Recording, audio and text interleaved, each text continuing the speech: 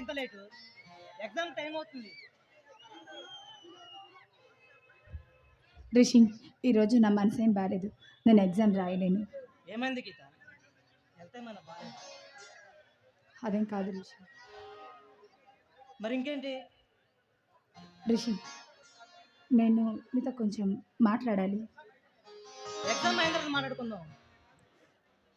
Please Rishi, ఇది మన జీవితం గురించి. ఒక్కసారి నాతో మాట్లాడవా ప్లీజ్? ఏంటి జీవితం గురించా? ఇంతకు విషయం ఏంటి గీత? మా బావ మా పెళ్లి గురించి మాట్లాడాడు. ఏమని? మన ఇద్దరం పెళ్లి చేసుకుందామని అడిగాడు. కానీ ఆ పెళ్ళి అంటే నాకు ఇష్టం లేదని, నేను వేరే అబ్బాయిని ప్రేమిస్తున్నానని అబద్ధం చెప్పాను. మంచి పని చేసావు గీత. మరి నీకు లైన్ క్లియర్ అయిందిగా, ఇంకెందుకు అద్దెకులు? కానీ వచ్చే దారిలో ఒక సన్నివేశాన్ని చూశాను. అది నా మనసుని కుదిపివేసింది ఋషి. ఏంటి గీత అది? ఒక 80 ఏళ్ల వయసు గల వృద్ధుడు రోడ్డు మీద భుజాల పైన తన భార్యను పెట్టుకొని అడుక్కుంటున్నాడు. అడుక్కున్నదంతా, తన దగ్గర ఉన్నదంతా తనకే తినిపిస్తున్నాడు.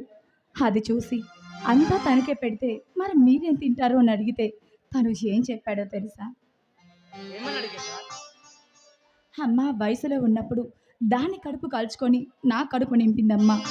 అలాంటి ఈ పరిస్థితిలో దానికి కడుపు నింపపోతే అది పెట్టిన నా తీర్చిన ఆకలికి విలువే ఉంటుందమ్మా అన్నాడు.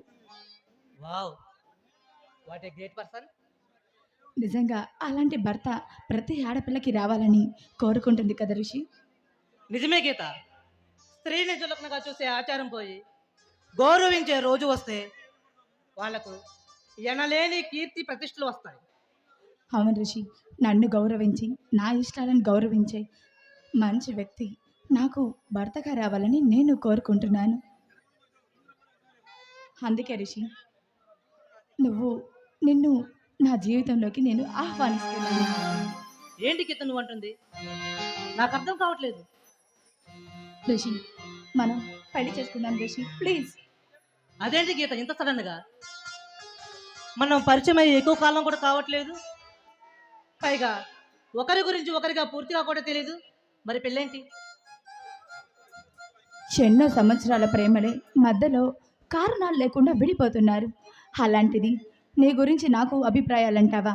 మొక్కు మొహం తెలియని ఒక ఆడపిల్లని కాపాడటానికి క్షణకాలం కూడా ఆలోచించకుండా ధైర్యంగా ముందుకొచ్చావు. ఆ ఒక్క కారణం చాలదా ఋషి నిన్ను ప్రేమించటానికి? నీ అభిప్రాయాన్ని ఇప్పుడే చెప్పనక్కర్లేదు, బాగా ఆలోచించుకొని చెప్పు. నేను బాగా ఆలోచించి ఈ నిర్ణయాన్ని తీసుకున్నాను. ఆగు గీత, ఆలోచించాను గీత, ఆలోచించాను. ఒక ఆడది మగాడి విషయంలో ఎంతో ఆలోచించి నిర్ణయం తీసుకుంటుంది. అలాంటిది ఇంత తక్కువ సమయంలో నువ్వు నీ జీవితంలోకి ఆహ్వానించావంటే నువ్వు ఎంతో ఆలోచించావని నాకు అర్థమైంది. నన్ను నమ్మి నా ఇంటికి వచ్చిన ఆడపిల్లను కంటికి రెప్పలా చూసుకోవడం నా బాధ్యత. అలాగే గీత, నువ్వు చెప్పినట్లే మనం పెళ్లి చేసుకుందాం. నిజంగానే ఋషి? మదర్ ప్రామిస్ గీత. థ్యాంక్స్ ఋషి, థ్యాంక్ యూ సో మచ్. నువ్వు నా లవ్ని యాక్సెప్ట్ చేశావు. Thank you so much.